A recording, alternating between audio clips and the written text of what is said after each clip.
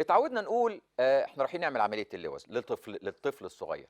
لكن الحقيقه النهارده الجديد اللي عايزين نقوله ان احنا لازم الطفل بتاعنا لازم نحترمه. الطفل اللي عندنا ده لازم نكون قدوه ليه. ما ينفعش نيجي نقول له احنا رايحين نعمل عمليه اللوز، تعالى احنا رايحين نصورك وتحب صوره نص ولا صوره كل وصوره الوان ولا صوره ابيض واسود زي الحقيقه ما اتعمل فينا زمان.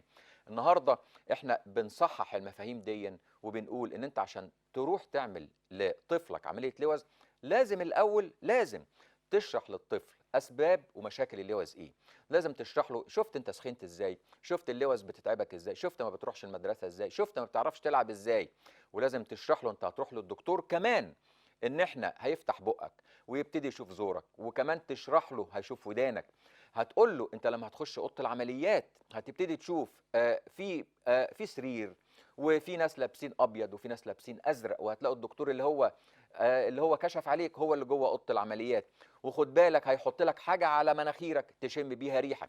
احنا عايزين نقول ايه؟ عايزين نهيئ الطفل قبل ما يخش اوضه العمليات ان هو يخش اوضه العمليات وهو عنده فكره.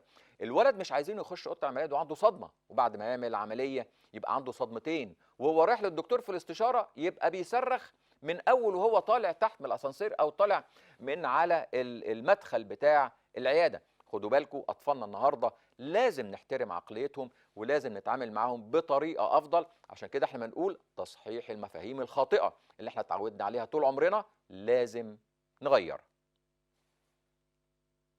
الحقيقه انا عايز اختم كلامي النهارده بقول خدوا بالكم ان المفاهيم الخاطئه دي احنا عايزين نغيرها. المفاهيم الخاطئه دي حاجه الحقيقه لازم النهارده الدنيا بتتغير، الدنيا كلها بتتغير. فاذا ما كناش هنغير حياتنا ونغير من سلوكياتنا ونغير من مفاهيمنا الخاطئه ونعمل بالكلام الطبي الصحيح والمفاهيم الطبيه الصحيحه اللي موجوده في كل دول العالم وموجوده على النت وموجوده على كل حته.